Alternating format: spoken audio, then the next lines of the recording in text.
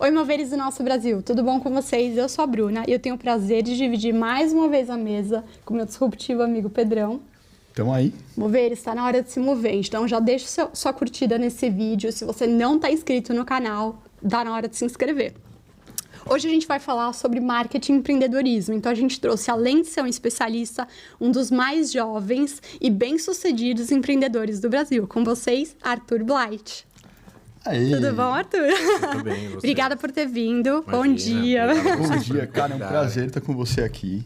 O prazer é meu. Muito obrigado. E realmente, ela falou tudo, né? Porra, o cara é demais. Nossa, a gente quer assim. saber de tudo. Eu quero abrir novos negócios, empreender. Me ensina, me ensina. A gente precisa disso, Caminho né? das precisa pedras. do conhecimento, porque, cara, tá difícil viver no Brasil. Com certeza. Então conta, como que é ser empreendedor no Brasil? Como que você chegou nesse meio? Quais são os desafios? Conta um pouco da tua história. Legal. Ser empreendedor no Brasil não é fácil, né?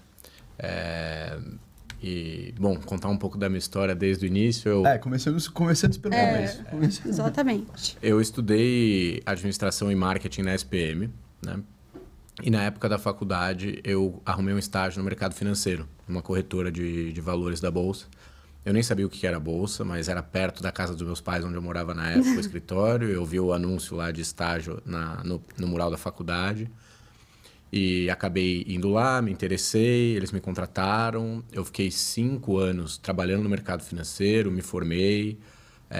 Fiz bastante coisa no mercado financeiro mesmo, mas ainda jovem, com 22 anos, eu entendi que aquela carreira não era interessante para mim no longo prazo. Né? Mas por que não era interessante? Você não gostava do que fazia? Gostava muito do que eu fazia. Gostava muito? Gostava muito. É porque mas é joio e trigo, questões. né? Do que você faz hoje. Tinham algumas questões, na verdade. Uma delas era que eu estava vendo novas tecnologias chegarem que iam disruptar, né? Você falou disruptar mais cedo. Que iam disruptar o emprego que eu tinha, ou iam fazer dele muito menos essencial do que ele tinha sido até ali. Precisaria de uma reinvenção, né? E eu era muito jovem, o pessoal que trabalhava comigo já estava mais estabelecido e tal. E eu comecei a perceber que talvez não seria ali que eu teria a possibilidade de me reinventar dentro do mercado financeiro. Mas também tinha uma parte mais relacionada a valores e vontades do que fazer profissionalmente na vida, porque, com raras exceções, o mercado financeiro geralmente é um jogo de soma zero. Se eu ganho, alguém tem que perder, né? E eu estava mais interessado em fazer algo que criasse valor para todo mundo que se envolve com a história, né? Nos casos de empreendedorismo mais em indústria ou comércio, né?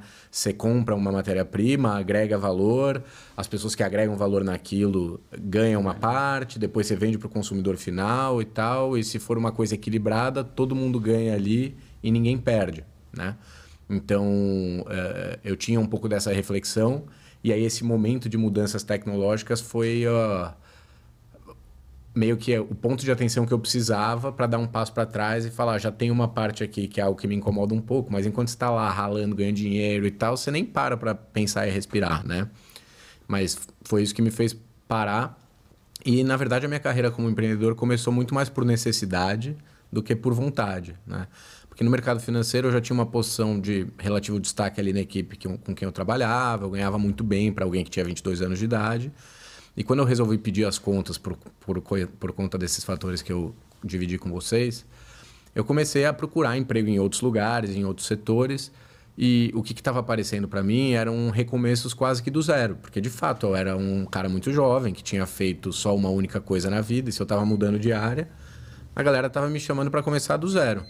E aí o que eu entendi na época é que, por eu já estar ganhando bem e eu já ter uma posição de responsabilidade, para começar do zero, eu preferi começar do zero para mim do que começar do zero numa outra carreira, né? E o que a maioria das pessoas estão escolhendo hoje em dia, né? Hoje em dia, para você entrar no mercado de trabalho depois de já ter feito outra coisa, se reinventar, é mais fácil você fazer uma coisa sua e tentar voltar para frente. Mais fácil.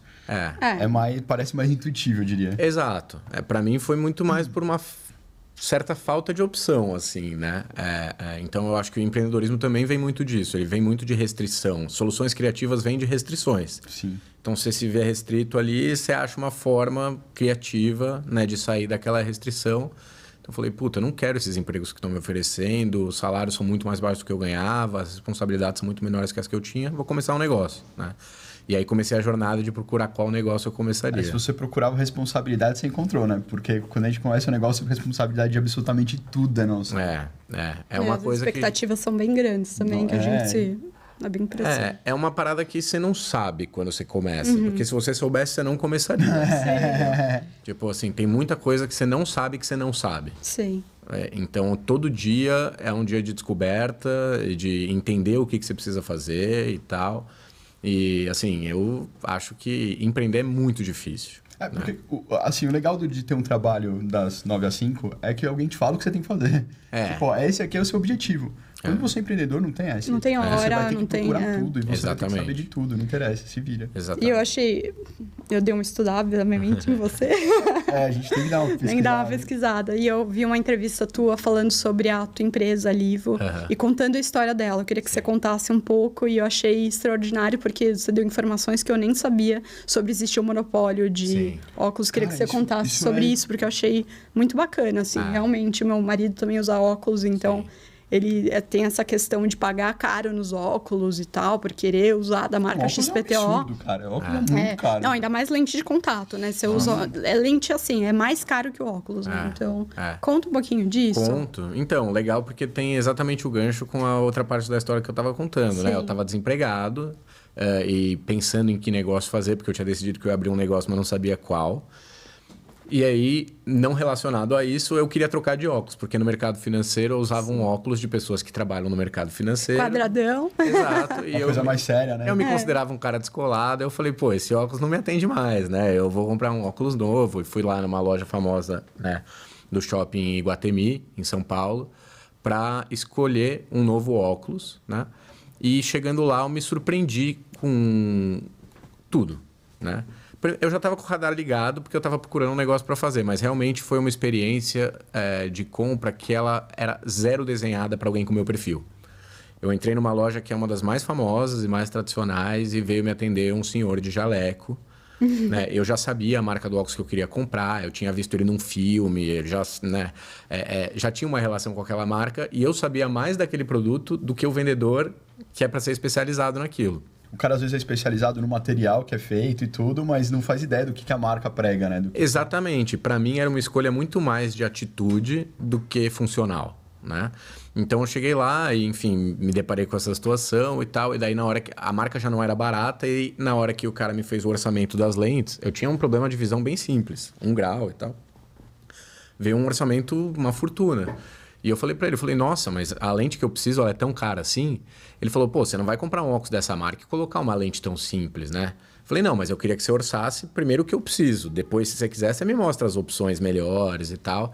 E assim, o que eu precisava, de fato, a opção mais barata que ele tinha era, sei lá, 5 vezes mais barata do que a opção que ele tinha me dado. Assim. Era o que você precisava. O que eu precisava. O cara, ao invés de agregar valor ao produto, tava tentando vender um produto mais caro que você não precisava. Exatamente, entendeu? Então, assim, eu notei primeiro que era uma venda muito mais focada na parte médica, porque o cara tava de jaleco, e não na parte de marca ou de experiência. Você acha que é uma venda um pouco casada também? Por você ter escolhido uma marca top e o cara achar que você tem grana para pagar o cliente. Exato, o que não faz sentido. Assim, você tem que oferecer pro cliente, mas você tem que mostrar quais são as opções que ele tem, e não mostrar uma única, né?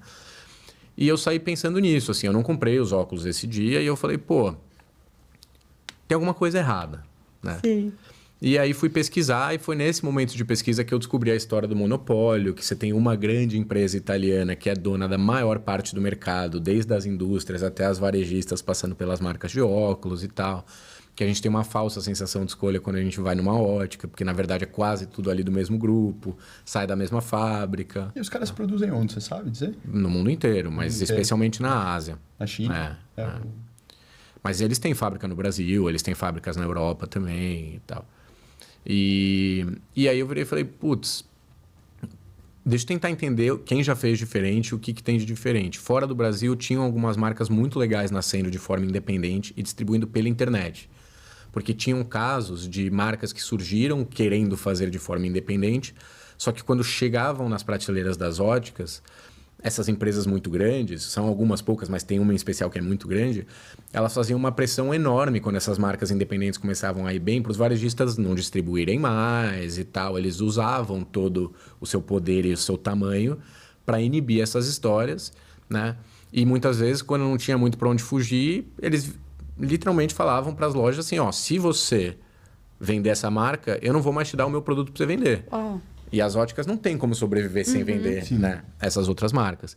Então ficava muito difícil você crescer dependendo dos canais tradicionais. Você precisava de um canal só seu. Então, fora do Brasil, estava rolando muitas marcas que estavam nascendo. Muitas não, eram poucas, mas estavam rolando algumas marcas legais. É que é difícil concorrer com os grandes. Exato, também, que estavam nascendo para vender pela internet direto para o cliente final, com produtos muito bons. Mas aqui no Brasil, né, a gente olha para fora, mas aqui já tinha o case da Chili Beans, que é um case incrível de uma marca de óculos de venda direta para o consumidor final que vende fora de ótica. E o marketing inicial da Chili Beans é fenomenal.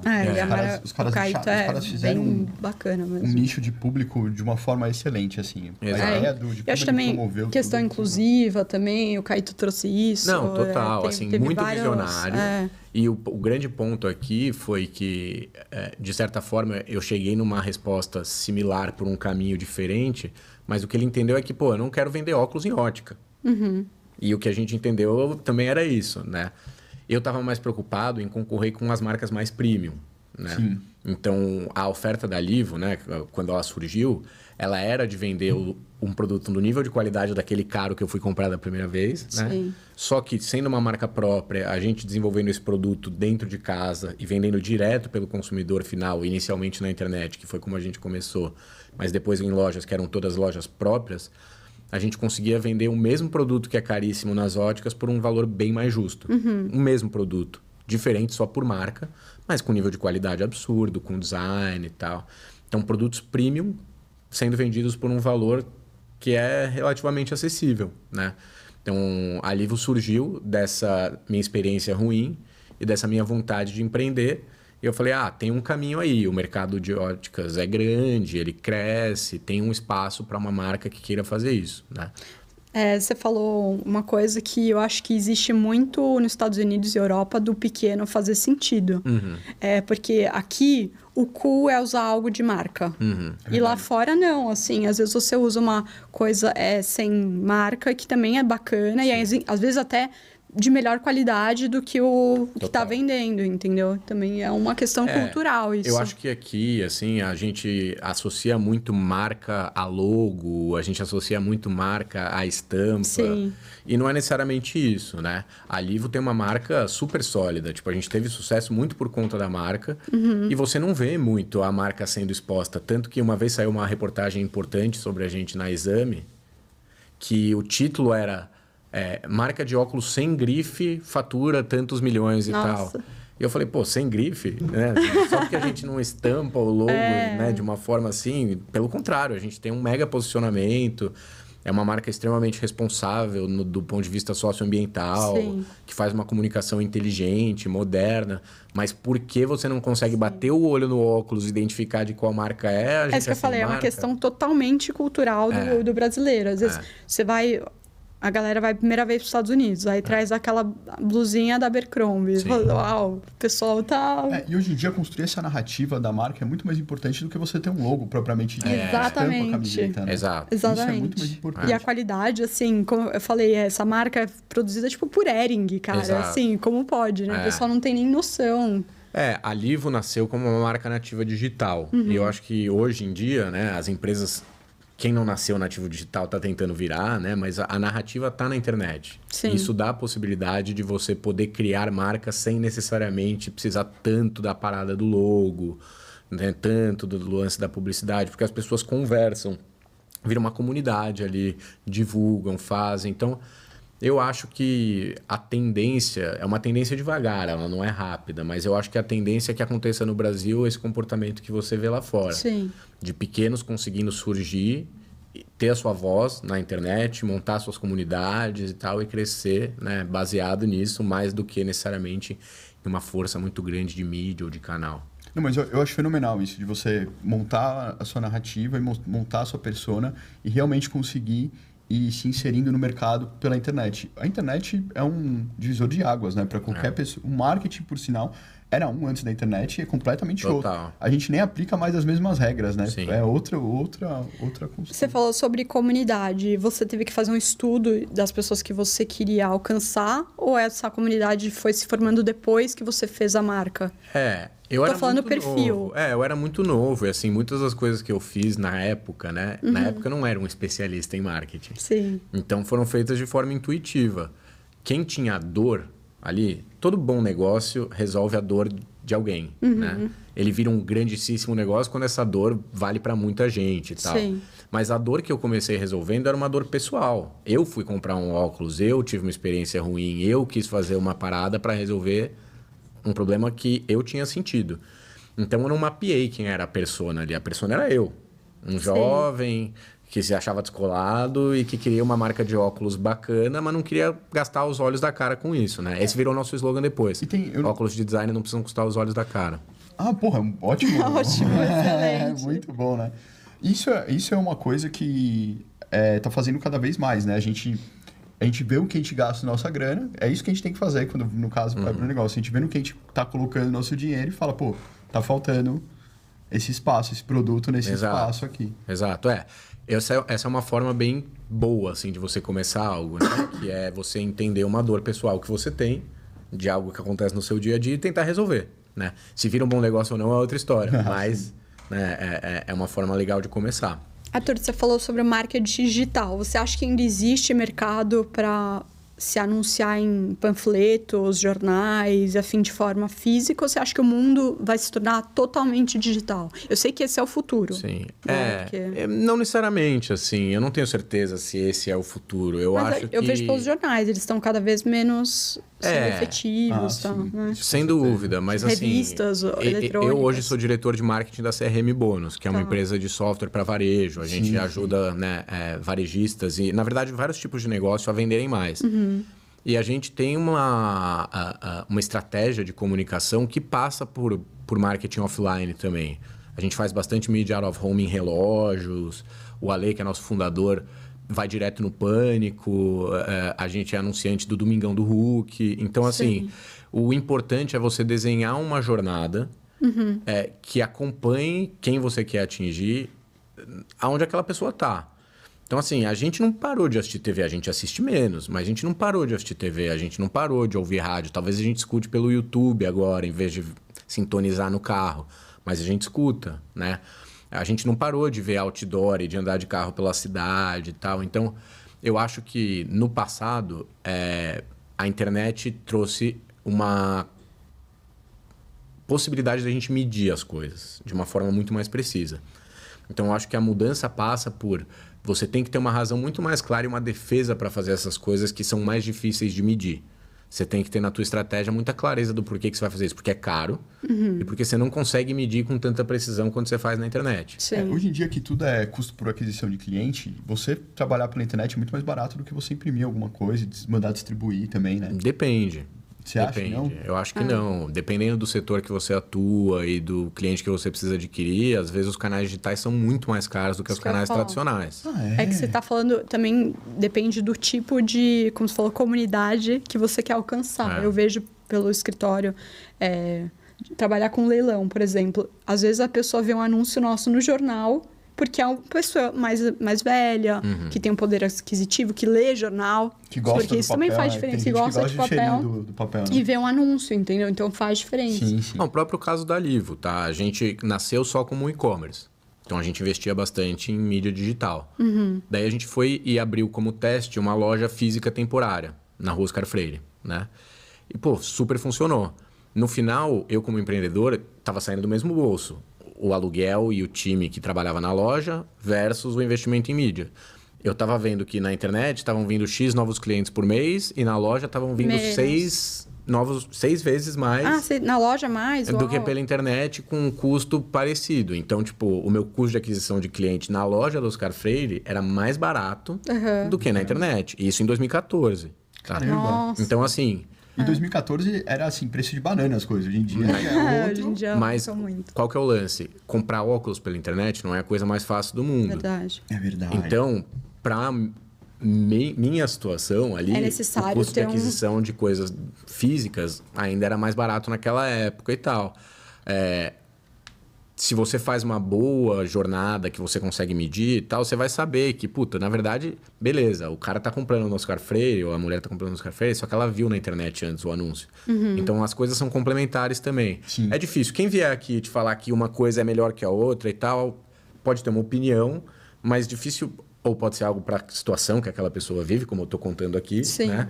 Mas, assim, não existe uma verdade absoluta de o digital é melhor do que o físico é melhor que o digital. Geralmente, o que funciona, se você quer ser muito grande, é uma combinação das coisas e uma jornada que passe por tudo. A gente ouve falar do consumidor 2.0. Você pode explicar um pouquinho o que seria isso? Olha, eu não sei se eu chamaria de consumidor 2.0, mas o que eu acho é que a gente tá na era do consumidor. Sim, né? Total. A gente passou, sei lá, se for pegar desde lá de trás, eu sou meio nerd, tá? Mas assim, passamos pela Revolução Industrial, depois da Revolução Industrial a gente passou, né, depois da Segunda Guerra, por uma era de globalização, né? Então, primeiro força na indústria, depois força em distribuição, as marcas chegando em vários lugares do mundo e tal. A gente passou pela era da tecnologia, onde a gente passou a ser muito conveniente, muito fácil. Agora, com poucos cliques, você chega e pega qualquer coisa e tal. É muito rápido, né? E a consequência disso é a era do consumidor. Porque hoje, para você trocar de um concorrente para o outro, são 2 cliques. 2 cliques. É muito rápido. Tem muito fornecedor, muita loja diferente. O custo de mudança é muito baixo, entendeu? Assim, são pouquíssimas as coisas onde você fala, não, isso aqui eu só acho nesse lugar e tal. Então, com isso, eu acho que a gente vive numa era onde as marcas e os negócios precisam gerar muito mais valor para o seu consumidor, até antes de conquistá-los como consumidor, e manter uma relação onde a experiência é sempre boa, você não pode dar bola fora, uma entrega ruim, nem nada, porque senão a pessoa vira e fala, tá bom, na próxima vez eu não vou mais comprar aqui. Cara, e é bem isso mesmo. Se uma coisinha errada hoje em dia, a gente já fala, não, essa marca aqui tá fora, a gente não vai mais comprar disso. E como é que você faz para manter isso? Como é que você consegue com esse padrão? Puta, cara, eu falei sobre isso numa palestra importante que eu dei, assim, que era uma palestra que a audiência eram todos empreendedores e empreendedoras de negócios menores e de setores mais tradicionais, né? Que estão vendo os seus consumidores gastarem cada vez mais uma porção da grana deles com essas empresas enormes de tecnologia e tal. Então, assim, a verdade dura, mas a verdade é que você não compete com o seu concorrente direto em termos de experiência do cliente, percepção. Você concorre com todo mundo com quem o seu cliente se relaciona. Então, você como um negócio pequeno, de bairro e tal, você concorre com o Spotify, com o Netflix, com o Nubank, com o Mercado Livre, porque as experiências de compra que o teu cliente tem, ele também tem com essas empresas, né? Então, é quase desleal, assim, você virar e falar como é que você compete para garantir uma experiência, uma conveniência, uma qualidade de serviço tão boa quanto a dessa galera, né? E a provocação que eu fiz ali foi a de pensar como que você consegue gerar valor para o seu cliente antes de tentar capturar.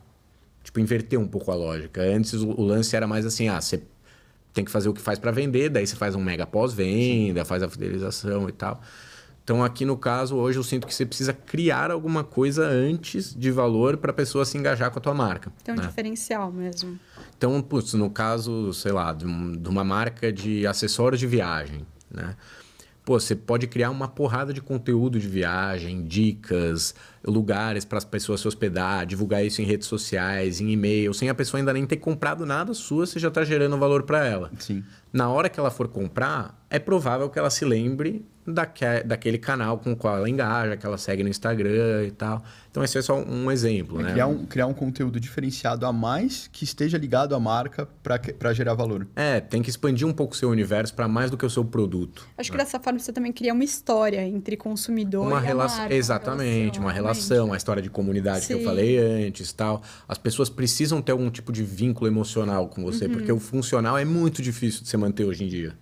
Sim, e assim, pode conseguir isso, né, de uma forma tão pequena, digo assim, com poucos gastos.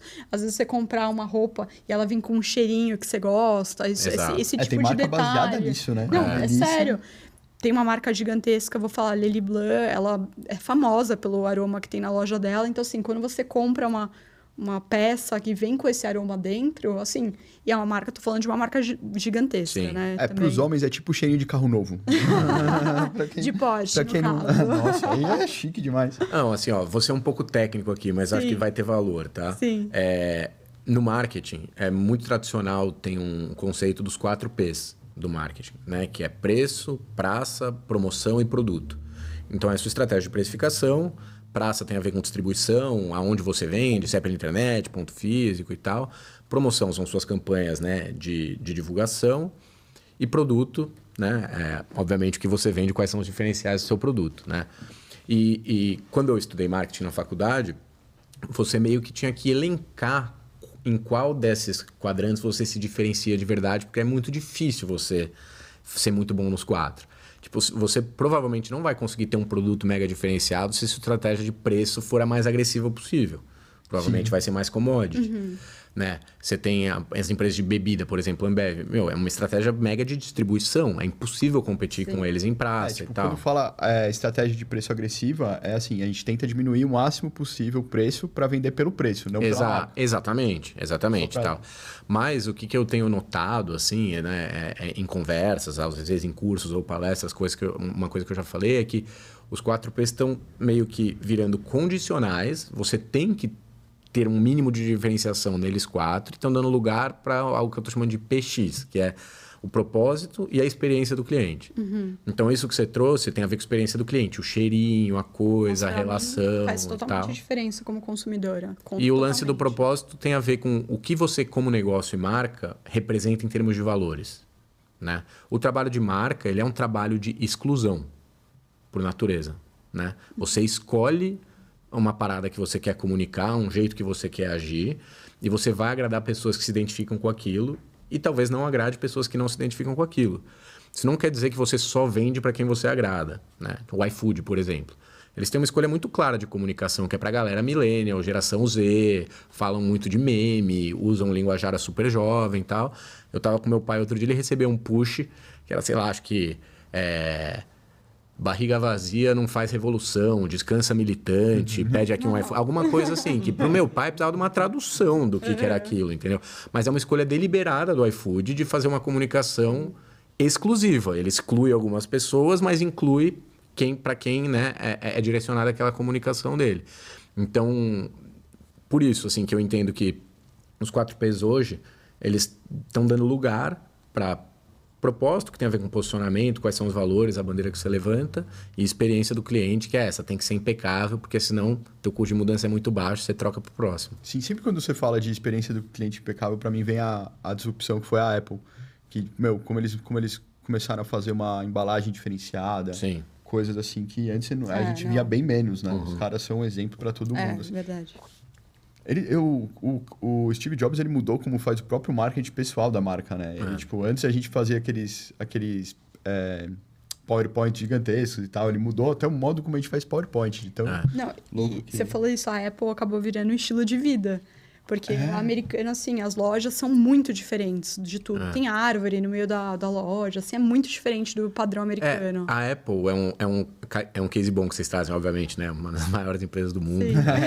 Mas, assim, eles têm um propósito muito claro. E isso ajudou muito eles nesse tempo todo, que, assim, a Apple, ela vende, né, eletrônicos, né? Sim. Vende computador, vende iPhone, vende tal.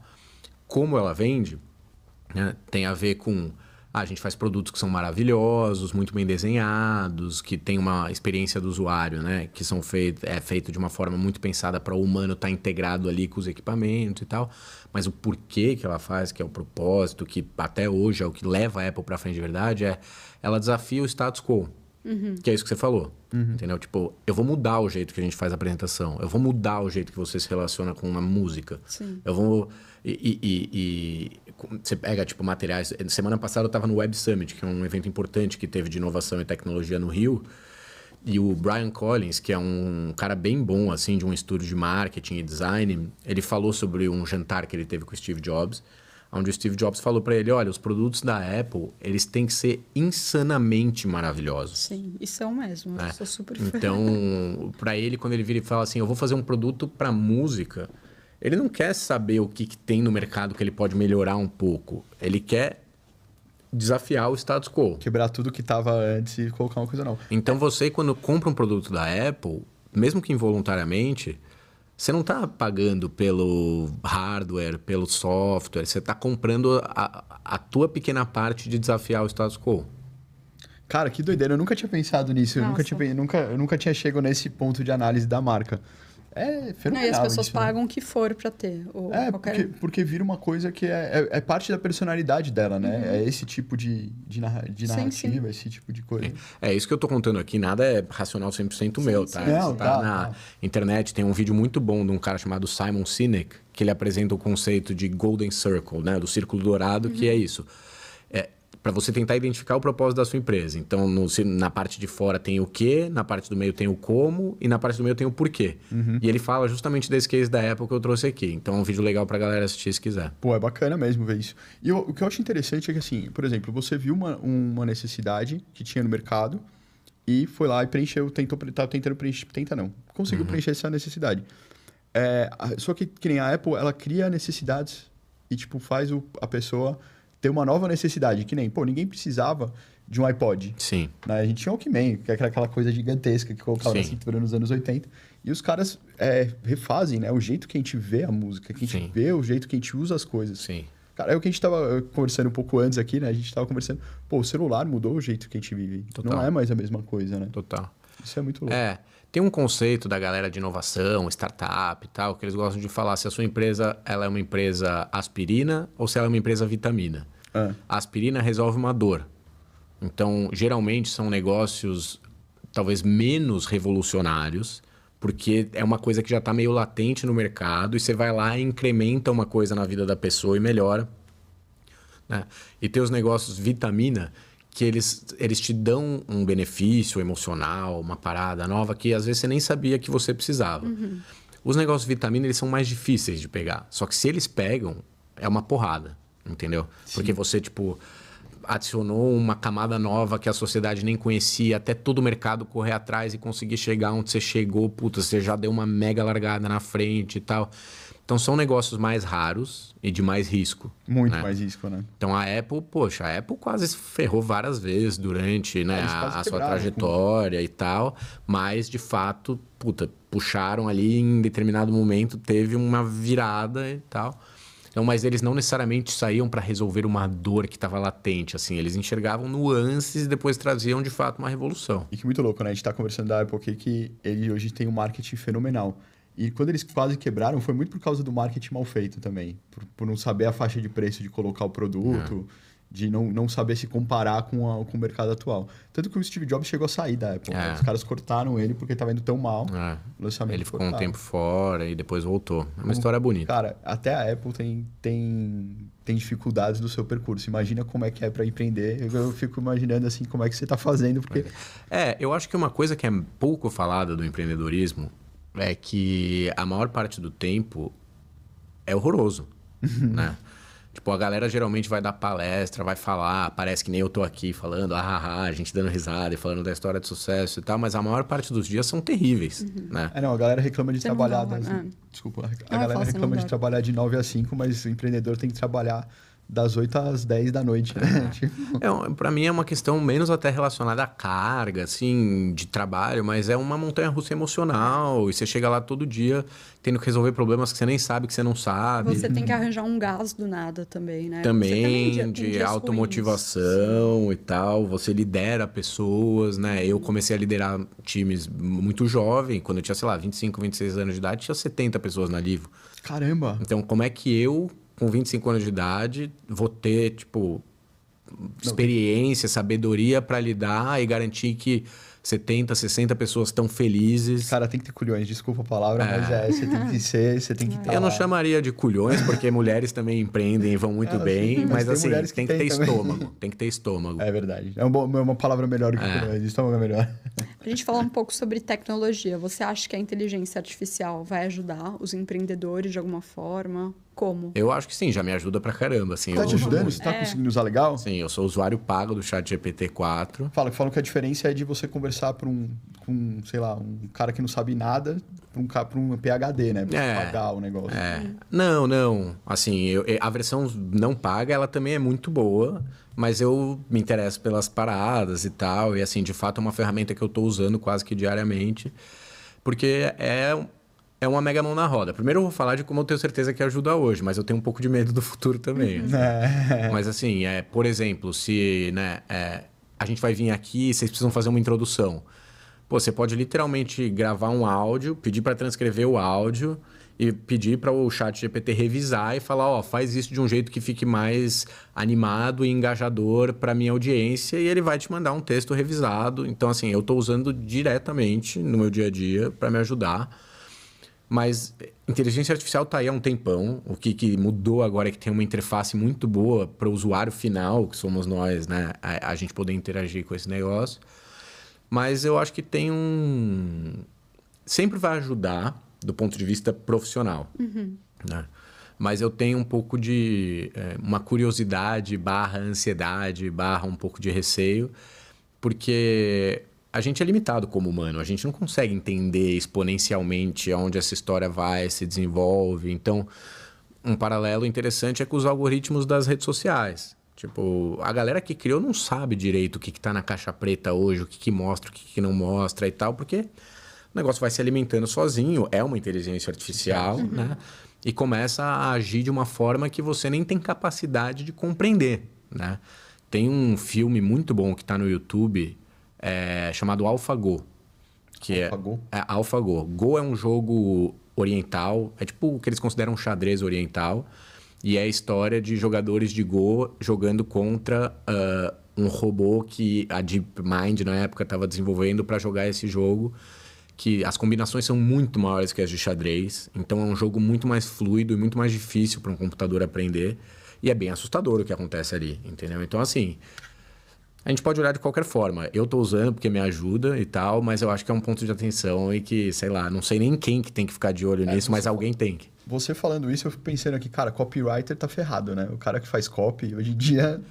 Eu acho que as coisas vão mudar, mas você não está necessariamente ferrado, entendeu? Assim, sim. O que você vai precisar... Eu acho que um bom copywriter vai melhorar ainda mais o trabalho dele, porque você vai questionar. Eu acho que a história vai ser mais assim, como deveria sempre ter sido, né? Na escola, por exemplo, eu acho.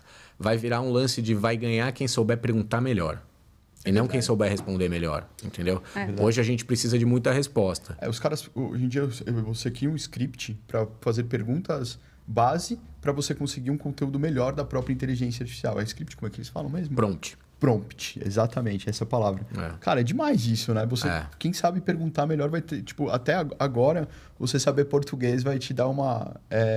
você saber perguntar, né? Você saber falar, vai te dar um edge ali, uma ponta na frente de todo mundo. Eu acho que para a juventude vai ser um problema isso, porque se o Google, a gente vê as crianças já pesquisando tanto e não estudando, não lendo livro, imagina colocar no chat GPT, resumo, não sei o quê, e ele vai lançar 500 resumos diferentes, com o mesmo teor para as pessoas usarem. Eu tava lendo Identity, eu falei, não, eu vou pegar no chat GPT. Não, as crianças vão usar e estão perdidas. Se você pedir para resumir o livro inteiro, ele resume muito mal, mas se você pedir para resumir capítulo por capítulo, fica muito bom. Muito bom. Exato. Eu acho que, na verdade, assim, eu tenho uma visão sempre meio otimista dessas coisas, assim. Tirando a parte de que a gente não sabe aonde chega essa inteligência artificial, mas pensando nisso, em estudos, em pesquisas, em trabalho, eu acho que a relação com as ferramentas vão mudando, mas, em tese, a gente consegue muito mais acesso às coisas, né? É óbvio que pais precisam ficar de olho, né? Vão ter interfaces mais adequadas para o público infantil e tal. Mas eu acho que só vai ajudar as pessoas a entenderem mais rápido o que elas gostam, o que elas não gostam, quais são os assuntos que interessam. Hoje mesmo eu estou desenvolvendo uma campanha criativa para CRM Bônus, né? Eu estou com uma ideia bem clara na minha cabeça, assim, mas eu queria referências. E daí eu joguei a minha ideia e falei, você tem referências de campanhas que foram bem sucedidas e que usaram uma temática parecida e tal? Me listou 10 ali, que eu já vinha assistindo agora no caminho, entendeu? E eu já pude... Então, é uma biblioteca infinita, né? E que te traz a resposta na medida, né? É um upgrade em relação ao que a gente tem de ferramenta de busca hoje. Sim. Arthur, conta um pouco da CRM Bônus, já que você acabou de citá-la. Claro. Conta como você chegou na CRM, o que ela faz, a empresa de quê? Sim. Bom, a história da Livro que eu contei para vocês, né? Que começou em 2011 e tal, 2012... O meu envolvimento com ela terminou no ano passado, porque a gente vendeu a empresa para um grupo colombiano, chamado Lentes Plus, que eles são líderes aqui na América Latina em venda de lentes de contato pela internet e tal, e estão expandindo a atuação deles, né? E adquiriram a Livo. Então, eu deixei, né, de ter o meu papel de conselheiro lá, que eu já não estava mais no dia a dia, mas eu tinha um papel de conselheiro lá. E eu passei uns meses pensando um pouco no que eu queria fazer, né? E eu entendi que eu queria trabalhar numa empresa de tecnologia e de alto crescimento, se eu conseguisse achar isso. E muita gente, né, primeiro trabalha, né, como parte de uma equipe e tal, para depois empreender. O meu caminho está sendo meio que ao contrário, né? Porque eu já empreendi. Super. Eu já empreendi. Quem sabe faz ao vivo, né? Quem sabe faz e acabou. Eu tive uma história muito legal com a Livo, um ciclo completo de mais de 10 anos. Puta, a gente começou do zero, a empresa cresceu, a gente vendeu, animal, começo, meio e fim, show, né? E agora na CRM, né? De fato, é uma empresa de software, né? Uma empresa de tecnologia, mas com muita inteligência humana também por trás, que ajuda... começou principalmente ajudando varejistas, né? Mas a gente ajuda todos os tipos de negócio a venderem mais, né? O Ale, que é um amigo de longa data e que é o fundador da empresa, o Alexandre Zolko, né? Ele criou um slogan genial para o primeiro produto que a empresa criou, que é, aumenta suas vendas de 10% a 20% em até 100 dias, ou eu te devolvo dinheiro e você não usa mais. E, de fato, a solução é muito eficaz, né? O primeiro produto que eles criaram, que a gente chama de gift back, né? Ele é um bônus para você voltar e comprar de novo naquela loja num período de tempo. Tá? Então, isso veio, né, da própria demanda que o Ale tinha na empresa da família dele, que é a TVZ, uma marca de roupa feminina, que isso era feito com papelzinho. E aí era muito difícil de medir quais clientes receberam, quais voltaram, quanto elas usaram, qual foi o desconto que de fato deu. Então, o Ale se juntou com o Luiz e com o Edu, que são os outros fundadores da empresa, e eles montaram essa solução no digital, primeiro só para atender a TVZ. E bombou, assim, as vendas dele cresceram pra caramba. Ele conseguia medir quais lojas que não estavam engajando os clientes nessa promoção. Cara, que isso é fenomenal. Chamava atenção lá. Uma ferramenta dessa que traz e a grande sacada foi fazer por SMS na época. Porque as pessoas se cadastram com o seu CPF e ganham essa promoção. É uma porrada de lojas, já ganhavam na época. Só que a pessoa não fica sabendo, você não sabe se a pessoa ficou sabendo ou não. Então, o sistema que eles montaram era, você colocava o seu telefone e recebia um PIN por SMS que você tinha que confirmar.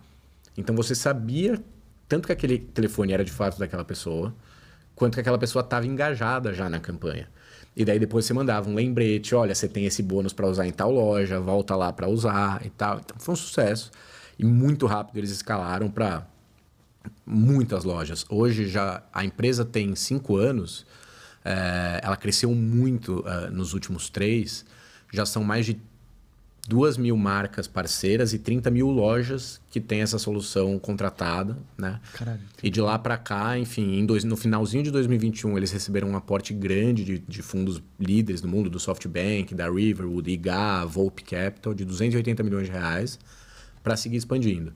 Adquiriram várias empresas que também são empresas de CRM, que ajudam, né, esses tipos de negócio a venderem mais. E hoje é uma solução mais completa, um portfólio mais completo, né, de serviços. Eu cheguei há pouco tempo, estou lá há menos de um mês. Há menos de um mês? Há menos de um mês. Porra, parabéns pelo trabalho novo aí. Legal. Mas eu assumi ali a diretoria de marketing para ajudar nos desafios que a empresa tem agora, que são outros do que ela teve nos primeiros 5 anos, né? Manda um beijo pro teu amigo Alexandre Zolko, então. Eu vou mandar um abraço para ele. Não, mas e fala, qual a diferença entre o gift back e o cashback? Porque a gente ouve muito falar do cashback. Beleza. E milhas também, né? Também, é verdade. Não, eu acho que assim, todas são soluções de fidelidade, né? E de benefício para o cliente final. Mas o gift back aqui, ele é como se fosse um cashback de uma única marca, né? Então, o cashback, ele é meio que dinheiro de volta para você gastar na tua carteira. O gift back, ele é direcionado para aquela marca. Você, como marca, você não quer necessariamente dar o benefício da pessoa receber uma parte de volta para eventualmente até comprar num concorrente. Você quer que a pessoa volte na sua loja, para gastar mais na sua loja. Então, é uma estratégia de fidelização, né, onde o nosso cliente da CRM são as lojas que contratam a nossa solução.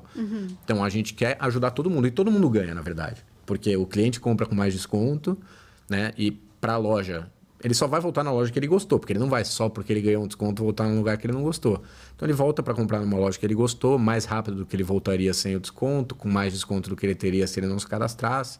Então todo mundo ganha nessa história, né? Não, é um puto esquema. Eu acho que assim, quem não tá fazendo isso tá muito atrasado, né? Hoje em dia. E você fala sempre CRM. Você sabe o que significa CRM?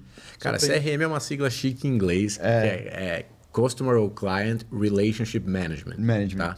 Então, é a gestão do teu relacionamento com teus clientes, né? Isso começa com cadastro. Na internet, tipo... Cara, mas isso é muito difícil de fazer as pessoas cadastrarem. Tem que ter um...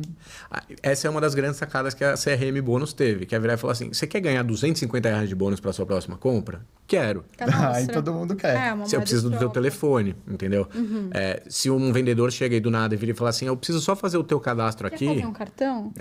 Nossa, essa é pior, hein? Você vai virar e vai falar assim, puta, mas precisa mesmo e tal? Posso dar só meu CPF e você vai lá e dá um e-mail errado. Sim. Se o cara vir e fala assim, eu preciso do seu celular, você vai lá e dá o seu número, só que você troca o último, porque você não quer receber a mensagem. Quem nunca? Nossa, não tem. Então, por isso que o PIN é tão importante na CRM Bônus. Você recebe o PIN e você só valida o desconto quando você responder o PIN. E dura 30 dias. Aí depende muito de campanha para campanha. Tipo, a gente tem muitos clientes de segmentos diferentes, então depende muito das campanhas. Você falou que você entrou na CRM há um mês. Exato. Qual o seu objetivo? Se tornar uma Salesforce? Qual que é? Olha, Salesforce é uma referência legal, não em termos de soluções, mas é uma empresa que vale 200 bilhões de dólares. Sim. Então, se a gente chegar lá um dia, eu vou ficar muito feliz. Eu tenho certeza que o Ale, o Edu, o Luiz e todo mundo que está envolvido nessa história também, né? Lembra da Mover, hein? Por favor. Estamos aqui. Mas eu acho que, assim, para uma próxima pernada aqui, assim, eu acho que a ideia é que a gente se torne a maior empresa de tecnologia do Brasil. Assim, a gente tem grandes referências aqui, a TOTS, que é uma mega empresa, enfim, é enorme, também vale uns 15, 16 bilhões de reais. Cara, numa rodada de investimento pegar 280 mil não é para qualquer um. Quer dizer que os caras enxergam muito potencial. De fato. A história da CRM Bônus, ela é muito especial, assim, e parte da razão pela qual eu fui para lá é porque ela é uma startup de tecnologia, mas que ela tem uma trajetória diferente da maioria, porque ela nunca perdeu dinheiro e nunca queimou caixa. O que em tecnologia startup é muito raro. É muito raro. Então, né, as pessoas gostam de usar o termo unicórnio para definir as empresas que valem $1 bilhão. Eu não sei qual que é o bicho que a gente é, mas a gente é um bicho bem raro, porque assim, é difícil crescer como a gente cresce sem queimar a grana. Né? Não, é muito difícil. Principalmente quando você tem que criar tecnologias, né? Criar meios novos. Exato. A CRM é a única no mercado que está fazendo esse tipo de trabalho ou existem outras concorrentes? Olha, eu acho que existem concorrentes, eu nem sei te mapear todos, até porque eu sou novo na história e tal, mas o que eu tenho certeza é que assim, a tecnologia, ela é meio. Ela não é o fim aqui. Ela é a base que suporta a inteligência que a empresa tem. Então, assim, o Ale é um monstro comercial e ele entende muito de varejo, porque ele está nesse setor há muito tempo. E a empresa ela tem muito essa cultura das vendas. Sim. Então, a ferramenta de tecnologia... Uma galera que é boa de desenvolvimento e tal, se passar um final de semana enfurnado num quarto, consegue fazer uma solução similar ao nosso produto de gift bag, tá? Não é aí que está o diferencial. O diferencial está na inteligência de ajudar o cliente a montar a campanha, de acompanhar o engajamento e ver se está rolando, de sugerir mudanças rápidas e ágeis, né? Lembra que o slogan é aumente suas vendas de 10% a 20% em até 100 dias ou pegue seu dinheiro de volta. E aí você falando isso faz todo sentido eles te trazerem para dentro da empresa, né? Porque você fez a relação com o cliente na Livro, isso é super legal, né? Sim. Você basicamente baseou a marca inteira na relação com o cliente. Exato, e num marketing e força de marca, entendeu? Que é muito mais difícil fazer nesse tipo de negócio que eu tô agora, porque é um negócio B2B, a gente vende para empresa, é software e tal, uma parada bem mais tipo intangível, né? Mas assim, a ideia lá é que eu ajude o marketing a ser uma área muito estratégica para os próximos desafios da CRM, né? A gente chegou até aqui, é um resultado incrível, mas, cara, o Ale, o Luiz, o Edu, todo mundo que está envolvido, a galera é mega ambiciosa. Vocês podem imaginar que os fundos que botaram 280 milhões na empresa também esperam um retorno legal. Então, a gente vai precisar de cada vez mais gente muito boa e gente estratégica para levar a CRM Bônus para os objetivos que a gente quer. Eu tenho certeza que vai, porque a maioria das empresas CRM não fazem um bom trabalho hoje em dia. Pois é. Então, eu acho que, cara, eu dei uma olhada na CRM Bônus, eles realmente têm umas ideias bem legais, assim. E essa parte que você falou de ajudar o cara a montar a campanha E medir as redes é muito importante, porque a maioria dos negócios... E vocês têm também um foco também em small business, né, hoje em dia? Total. E esses caras de small business não conseguem fazer isso, é muito difícil. CRM, por definição, assim, geralmente, o próprio Salesforce, que você trouxe como exemplo, são ferramentas muito difíceis e complexas de operar. E eu acho que parte da magia da CRM Bônus é que a gente tem soluções muito simples para o varejista que precisa acordar e cuidar lá de 1 milhão de coisas, gestão do estoque, fazer coisa e tal. Então é rápido, é fácil, é efetivo. A gente tem cada vez mais produtos na nossa empresa, enfim, soluções que também atendem empresas maiores, coisas mais sofisticadas, mas o Giftback, que é o nosso produto original e ainda é parte muito importante do nosso crescimento, ele atende de forma muito efetiva e simples qualquer negócio de qualquer tamanho, entendeu? E isso é matador. E você consegue trabalhar com o material que você já tem, né? Você não precisa criar uma nova demanda, tipo, criar um custo maior para fazer isso. Exatamente. Vamos mover um pouquinho de assunto aqui.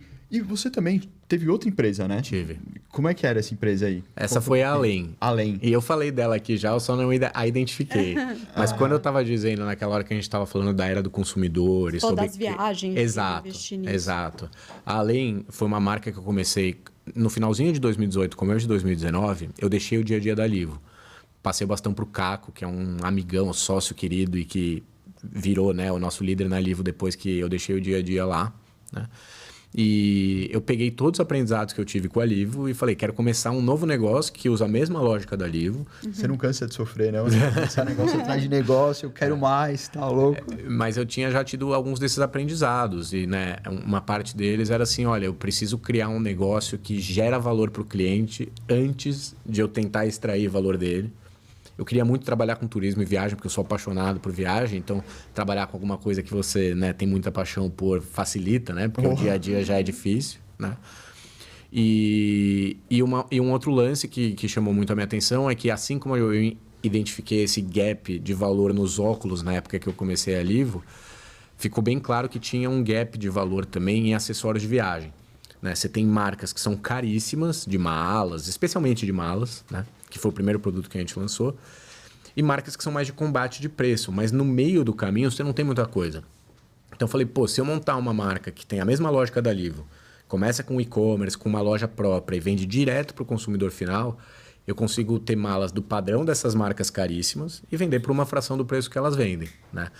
Então, enquanto eu estava desenvolvendo o produto, criando uma mala incrível, com os melhores materiais e tal, eu chamei a Luísa, ela foi editora da revista da Gol, na Trip, né? E depois ela trabalhou com conteúdo na TOTOS também, que eu já falei da empresa aqui hoje. A TOTOS é gigantesca.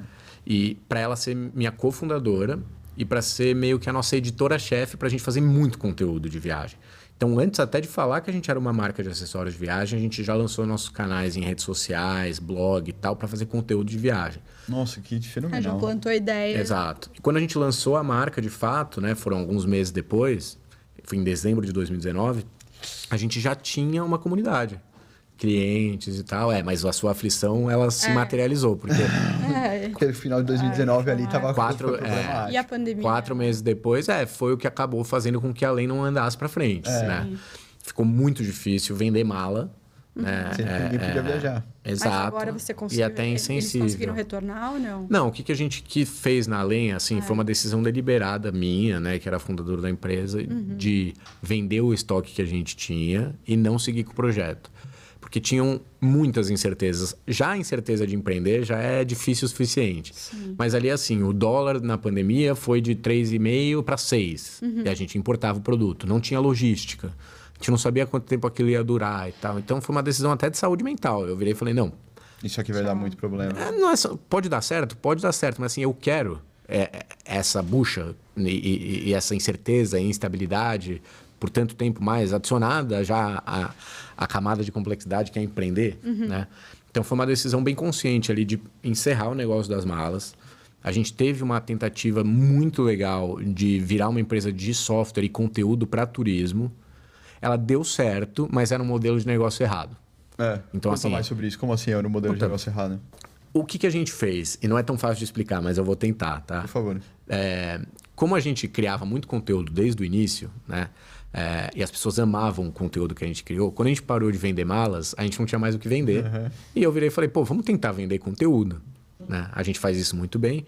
E a gente bolou, de uma forma muito criativa, mérito da equipe que estava lá comigo e tal, uma experiência para as pessoas fazerem, porque estava todo mundo preso em casa, que era uma viagem virtual. O que é uma viagem virtual? A gente criou uma viagem para Paris dos anos 20. Então, era uma mistura de conteúdo mais educativo, né? Com lives de Paris ao vivo com especialistas mostrando lugares que eram importantes nos anos 20 e tal. Tem aquele filme legal do Woody Allen, O Meia-Noite em Paris, que retrata essa época. Tem um livro que inspirou o Woody Allen, que é o Paris é uma Festa, do Hemingway, que também fala muito sobre essa época e pessoas, expoentes e tal. Então, tinha um lance meio que a leitura do livro era recomendada, para você saber o que se passava em Paris nos anos 20. E discutia-se um pouco o livro, depois fazia zoom ao vivo lá de Paris para mostrar esse era o café que o Hemingway tomava e brigou com tal cara, aqui era o caminho que eles faziam e tal, né? E foi uma parada que a gente vendeu e esgotaram as vagas. A gente abriu 100 vagas e esgotaram as vagas em uma semana sem a gente fazer mídia. Cara, que animal. É muito bom. E aí a gente falou, opa, talvez tenha um negócio aí. Produto, talvez. Né?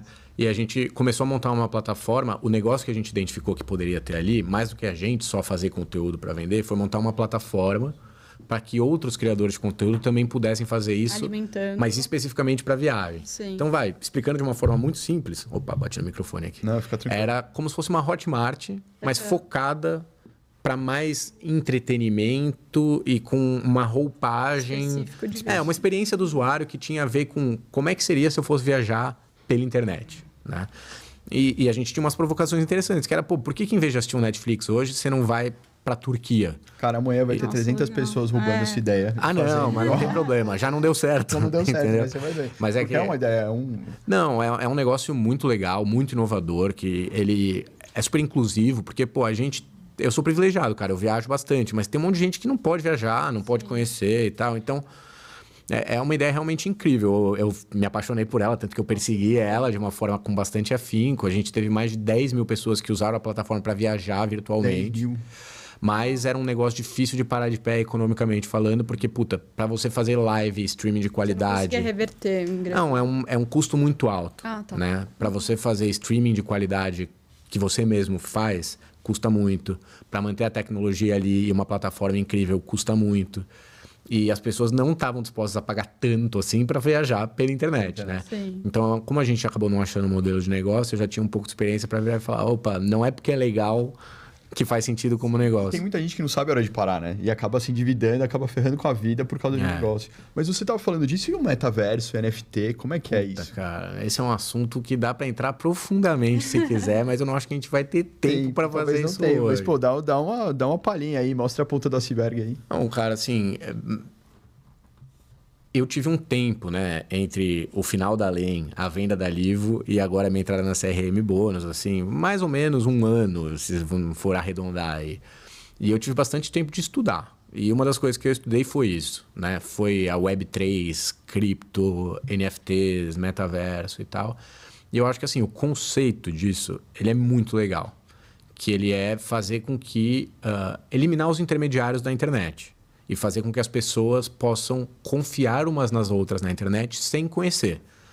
Essa é a teoria base do Bitcoin, que foi o que deu, né, início a todo esse movimento.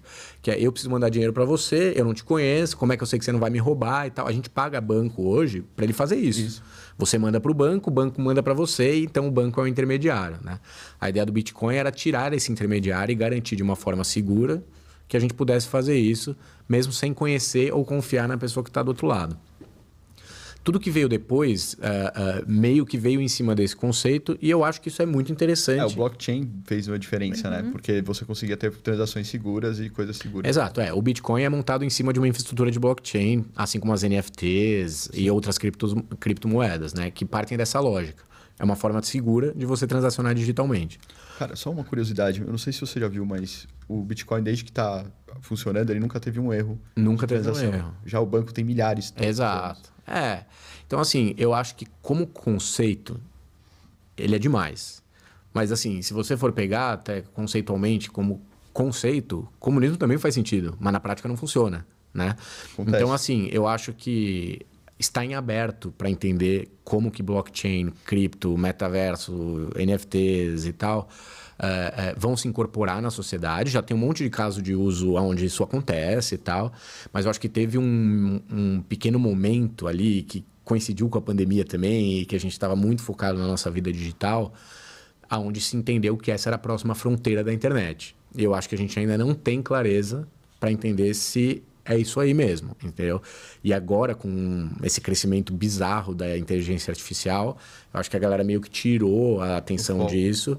E talvez o maior talento que a gente tenha no mundo de desenvolvimento e programadores e tal, tenha saído, né, em volume, né, não em qualidade, mas desse lugar de blockchain e de cripto e voltar as suas atenções para a inteligência artificial. Então, talvez seja uma profecia que acabe não se realizando, né?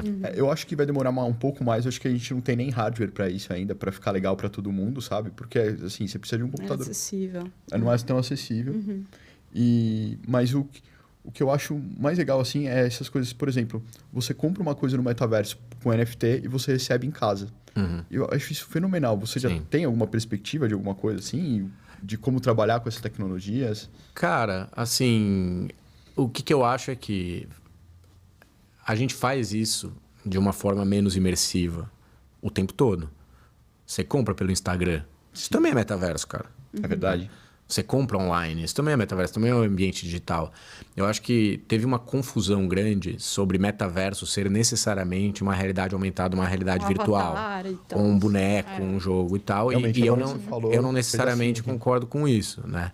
Ah, mas quem vai pagar por um terreno virtual? Pô, meu irmão, eu conheço uma galera que pagou para ter um Instagram verificado. Sim, qual que é a diferença disso para um terreno virtual? Você também está usando um ambiente digital para promover alguma coisa, né? Então, assim, eu entendo que existe essa questão de hardware, né? Existe uma questão de... Não é todo mundo que gosta de ficar imerso numa parada, mas talvez esse tenha sido o grande problema do metaverso até aqui. Ele ficar muito preso a um conceito que não necessariamente é o que ele representa de fato. Sim. Cara, agora que você falou que realmente a gente já está no mundo digital, né? A gente fala o metaverso é só uma matéria, é só um jeito de ver diferente o que a gente vai fazer, mas realmente eu não E tinha a pandemia deu nisso. essa empurrada também. Total, porque a gente estava em casa, na frente do computador, então muito mais fácil se engajar nesse tipo de coisa. O mundo voltou, uma galera não quer mais saber de ficar lá num bonequinho, com óculos, deixa eu viver o mundo de verdade. Bom, para finalizar... Não, calma ainda, tem mais umas perguntinhas. Eu queria saber o que você acha do Shark Tank, esses tipos de realities que ajudam empreendedores. Cara, eu não tenho uma opinião formada sobre isso. Não tenho uma opinião formada? Não tenho. Interessante. Mas cara, você já assistiu algum assim? Já assisti. Você já perdeu um pouquinho do seu tempo pra assistir? Porque... Não, nem acho que é perder meu tempo, cara. Acho que é muito difícil ser alguma coisa ser perda de tempo, assim. Tudo tem a ver com como você absorve aquilo que você tá consumindo. Não, eu concordo. É que eu vejo um cara que já abriu 2 empresas, tá trabalhando numa empresa gigantesca como head de marketing, não tem tempo pra fazer mais nada, né? Então, assim... Só se for uma jogada de marketing, realmente de lá e aparecer. Porque você tem investidores hoje que você conhece. Eu conheço pessoas que já fizeram isso, que foram no programa para divulgar a sua solução, independente de, foram determinadas a não aceitar nenhuma proposta de investimento, mas foram lá para divulgar. Eu acho que assim, cara, tem tanto conteúdo esquisito, né, na TV, na internet, eu vejo com bons olhos a gente falar de empreendedorismo. Eu acho um dos programas mais didáticos, assim. Você aprende muita coisa. Exato, mas de fato eu não assisti o suficiente para ter uma opinião formada, o que eu acho de bom, o que eu acho de ruim. E eu tenho um pouco essa coisa, assim, de às vezes você me pergunta uma parada, eu fico em cima do muro, porque eu acho que as pessoas têm respostas muito preto no branco e respostas muito lineares para coisas que são exponenciais, né?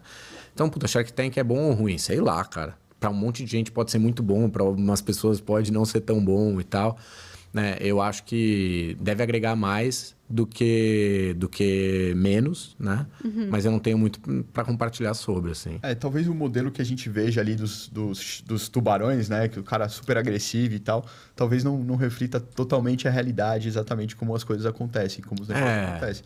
Mas você assistiu alguma coisa que os caras usam os termos, que os caras... você saber... Quais são os pontos que eles olham numa empresa é interessante pra caramba. Sim. Assim, principalmente pra quem não manja muito, quem já não teve os negócios. Total. Mas eu queria te colocar mais uma saia justa, mais uma vezinha bem pequenininha. é o seguinte. Agora a gente está tendo uma votação de uma PL que pode regulamentar completamente, mudar o modo como a gente vê as redes sociais. Você não vê isso talvez atrapalhando ou ajudando no seu negócio? Como a comunicação das marcas vão ter que se adaptar? Cara, acho que você já deve ter percebido que eu não gosto de falar de coisas que eu não tenho uma opinião formada, né, e conhecimento para debater sobre, assim. Eu acho que é um ponto de atenção. Todas as vezes que a gente quer regular muito, eu acho que é um ponto de atenção. Porque eu não sei se as pessoas que regulam têm a melhor motivação do mundo para estarem regulando e tal. Mas eu também entendo, eu mesmo falei que inteligência artificial é um negócio que alguém tem que ficar de olho. Não sei exatamente quem, né? Então, assim, eu acho que é um ponto super de atenção. Todo mundo tem que olhar, todo mundo tem que estudar para poder formar uma opinião e defender o que acredita de verdade, entendeu? Eu acho que o que acontece hoje é que, tipo, aparece uma coisa, sai uma manchete, todo mundo já quer virar especialista sobre aquilo na hora e tal. O mundo não nos dá tempo da gente parar e se aprofundar. Mas eu gostaria de ver um mundo onde as pessoas sabem mais do que elas estão falando. Porra, legal. Eu acho muito bacana isso, as pessoas que não gostam de ficar falando besteira, porque eu não tenho esse problema. Melhor se abster. Arthur, para finalizar, dá um conselho para aquela pessoa que quer empreender, está começando no negócio. Que caminho você acha os primeiros passinhos que a pessoa tem que seguir? Eu acho que assim, olha, não pensa muito, porque se pensar não faz. Mergulha. Se você souber o que vai rolar, você não vai fazer. Exato. Mas fazendo um contraponto a isso, eu acho que assim, é importante entender o momento de vida que você está e se você pode fazer aquilo. Porque são raros os casos onde você consegue já tirar alguma grana daquilo cedo, né? Na Livo eu fiquei mais de 2 anos sem salário e eu podia fazer isso porque eu tinha trabalhado no mercado financeiro, tinha guardado uma grana, ainda morava com os meus pais, não pagava minhas contas e tal. Então foi relativamente tranquilo, mas eu acho que esse é um ponto importante. Se você é casado ou casada, troca uma ideia com seu parceiro, com a sua parceira, para ver se, né, a família topa entrar numa dessa. Mas aí o conselho que eu dou é assim, se for, vai. Não olha para trás, não olha para o lado. Quando você está começando, concorrente importa super pouco. É muito mais importante você focar em você, né? Então, vai de cabeça e olha para frente. Você quer deixar um recado para alguém? Onde as pessoas podem entrar em contato com você, caso se interessem pela CRM? Se você quiser falar um pouquinho da CRM e tal. Não, eu acho que, por favor, se você é dono ou dona de um negócio, entra na crmbonus.com, entre na crmbonus.com, conhece as nossas soluções, eu tenho certeza que a gente vai te ajudar a vender mais, tá? Pessoalmente, sou um cara discreto, não tenho Instagram, meu Instagram é fechado e tal, não vale a pena eu divulgar aqui. Mas gostaria muito que quem ouviu a gente conhecesse a CRM Bônus, porque eu tenho certeza que se você empreende, a gente falou muito de empreendedorismo aqui, a gente pode te ajudar. E é importante lembrar que CRM é para todas as empresas, desde a que está começando ali, empresa de cadastro de sapato, até o cara, até a Apple. Você vai precisar disso, então... Apple, procura CRM. Cara, uma boa... tá dando 100 dias de teste. Depois, se você não passar... Não, e assim, de verdade, vale assim, isso aqui não é papo de vendedor, porque eu nem sou um bom vendedor. Eu até sou um bom marqueteiro, mas não sou necessariamente bom vendedor. Tá? Exato. Mas é assim, eu não conheço em nenhum lugar do mundo uma solução que é tão efetiva e simples. E que serve para qualquer pessoa conseguir entender e operar. Então, por isso que, assim, qualquer pessoa que estiver ouvindo a gente que tem um negócio pode ir lá conhecer, porque dificilmente não vai sair com uma impressão de que, nossa, isso aqui pode me ajudar. Sim. E mesmo que você saia com a impressão de que não pode te ajudar, tenta, porque realmente é que você não está sabendo o que você está fazendo ali, porque vai te ajudar. A CRM é fundamental. A maioria das empresas não sabe nem quantos clientes tem, cara. Pois é. E fazer isso fazer essa listinha fenomenal. Blay, foi um prazer estar falando com você, assim, fenomenal. Muita informação que, você me abriu a mente aqui para várias coisas que eu não fazia ideia. Legal. E eu fiz publicidade e propaganda e depois eu fiz administração diferentes. E, cara, muita coisa já não... O mercado muda muito, não dá para entender, dá para ver que você manja demais. Obrigado, Super legal falar com você, muita coisa que eu nunca tinha pensado, isso é muito legal. Bom. É para isso que a gente está aqui, para mostrar para as pessoas as coisas que a gente não consegue pensar. Uma troca, né? Muito legal. Não, obrigado, foi um prazer estar aqui. Espero que você tenha gostado de vir. E você, Mover, se você realmente gostou desse vídeo, deixa sua curtida, segue a gente aqui no Instagram, no YouTube, na TikTok. A gente tem rede em quase todos os canais. A gente está montando o nosso Spotify para você conseguir ouvir enquanto está dirigindo. E mesmo se você não gostou, só dá um clique aí. A gente vem aqui todo dia. Compartilha com seus amigos, porque essa entrevista está muito boa. Muito legal, vai dar muita informação para quem está começando. Então, bora lá, bora curtir, bora meter o dedo no like. E comentar também, né? Pô, o cara fenomenal aqui que a gente trouxe. É isso aí. E se você tá parado... É hora de se mover. Grande beijo. Beijão, tchau, tchau, valeu.